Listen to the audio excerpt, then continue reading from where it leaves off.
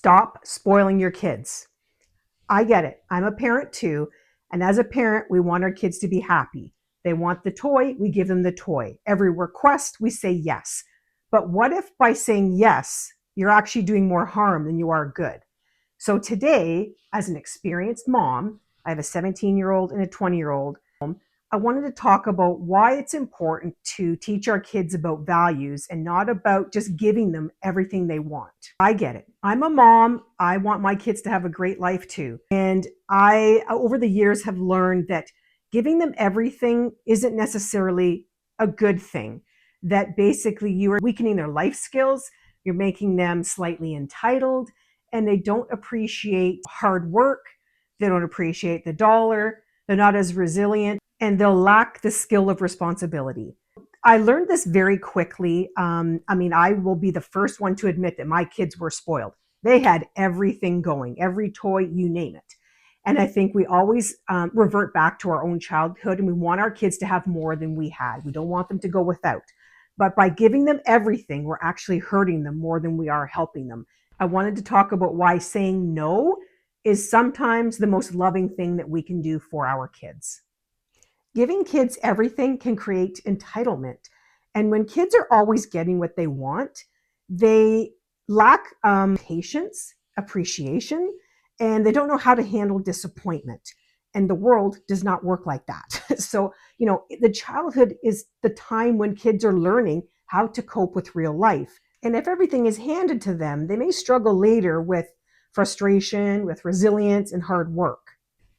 My next point is that kids need to learn gratitude and not expectation. Gratitude is learned when kids experience effort, waiting, and earning. And when things are given to them too easily, they don't value them. So we want to teach our kids about appreciation and about waiting. And in my case, with my kids, they've had a comfortable life. Yes, they have been spoiled to some extent. However, I got wise very quickly. And, my kids, if they want anything, they have to wait. So for instance, the technology, cell phones, laptops, iPads, all that stuff. For my kids, just because all their friends at school had a cell phone, it didn't mean they were getting one. That was something that they got when it was a milestone gift. You didn't just get things because everyone had it or because you wanted it. And for them, it was when you start high school, grade 9, that's when you can have a laptop. And that laptop is going to last you your entire high school career. And then it wasn't until university that then maybe they got their next piece of technology, and then that would be the iPads. So we didn't just go out and buy them everything that they wanted. And as far as the cell phone, when you got your cell phone, you were keeping that thing for 5 or 6 years. We didn't run out and get the brand new latest and greatest of every phone that got released. We didn't go and change their coverage. This is what you have. This is what you're going to use. And you will use that phone until it stops working. So, we wanted to prioritize other things that were more important, just that they needed to wait. Because when you are constantly just handing over everything that your kids want, there's no value there. And I'll use an example, a family member who their kids were constantly, when they were young kids, they were getting the DSs, like the gaming devices. They were constantly breaking these things. And literally they would break it, and then the next day they would run out and buy them another one. Like, what are you teaching these kids? They broke it. So that means you're done. You don't get another one. You don't run out and buy them something, the next day to replace it.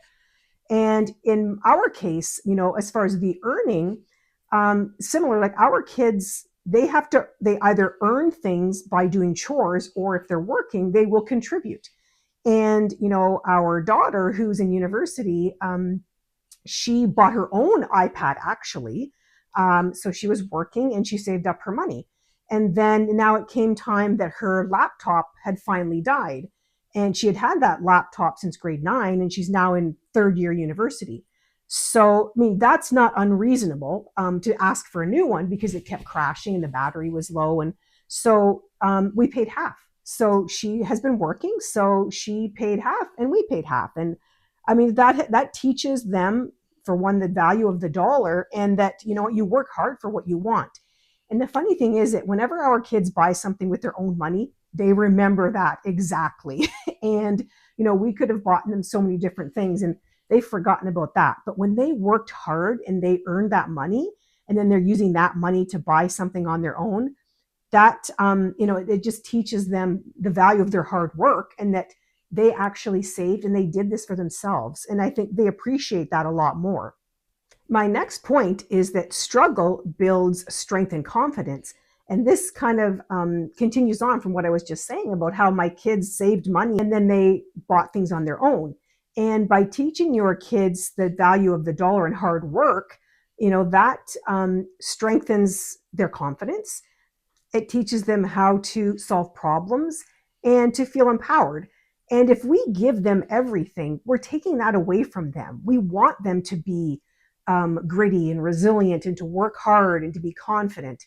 And this teaches them how to handle, letdowns, and it teaches them how to wait for things. We can't just give them everything, because if we take away all of those skills, then when they become adults, they don't know how to handle the real world. Instead of giving our kids everything they want, let's teach them values. Teach them about responsibility, about kindness, about work ethics, empathy, and generosity. And, they're going to remember how you made them feel. They're not going to remember all of the toys and the things that you bought for them. And they're going to remember the lessons that you've taught them and that you made them feel empowered, confident, supported. Material things do not matter. Stuff will come and go, but the values that you teach your kids will be instilled in them for their entire lives. And, we want our kids to grow up to be strong and resilient and responsible. And, we don't have to keep up with the Joneses. We don't have to have everything that everyone else has. And the sooner that you teach your kids that, the better off they're going to be as adults. My final point is what we can teach our kids instead of just giving. And just to summarize, I think the most important thing is just teaching them the values and delayed gratification. They do not need everything the second that they want it. And that's the problem with a lot of kids nowadays, that they've been given everything their little hearts desire. And this is setting them up for failure in the future, because, that will follow them through their life. This instant gratification. I want this job. I want this car. I want this house. I want this friend. I want everything. And when they don't get it, they don't know how to handle that disappointment. And I feel a lot of kids will be struggling with their mental health because they don't have the skills to handle disappointment, rejection, when they don't get everything that they want. And a lot of parents have done that to their kids. And I think just teaching them that it's okay to wait and to not have everything you want. And also, all this stuff, after they've gotten these things, they don't even care about them anymore anyways, because they have so many things. If you're always giving them everything, they don't value anything. And, you're going to clean out their rooms, and 6 months later or a year later, all that crap is going to go into a box and into the basement, or it's going to end up going to Goodwill. So they don't need all of that stuff. The other points are to teach them about earning and saving, gratitude and appreciation, and respect and effort for money. And I think, contentment and just not constantly wanting things.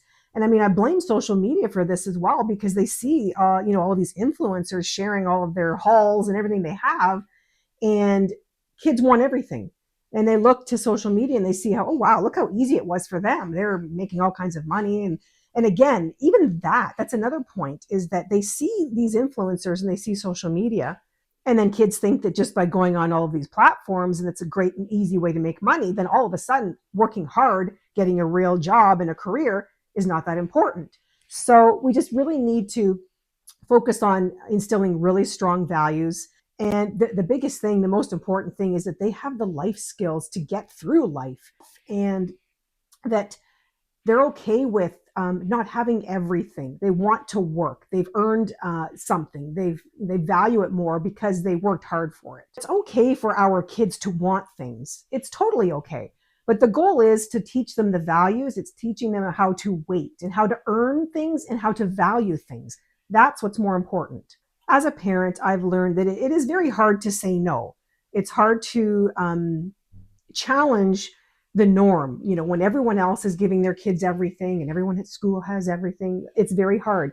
But I would rather be hard and be tough and instill those values than and have kids that are resilient, that have grit, that know how to work hard, and that appreciate the dollar and that they value things. Our job is to prepare them for the future so that they can be successful and succeed in life.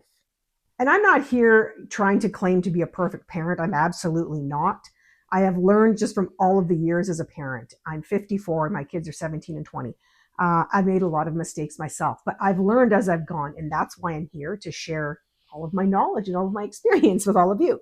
And it's not always going to be something good. It could be something that you don't agree with, and that's okay. But I would love to hear from you in the comments. Thank you for being here. And let me know what your thoughts are on the video. I hope that by now you've subscribed, and don't forget to hit the notification bell too so that you don't miss any of my videos. Thank you for being here. I hope that you've subscribed, and until next time, bye for now.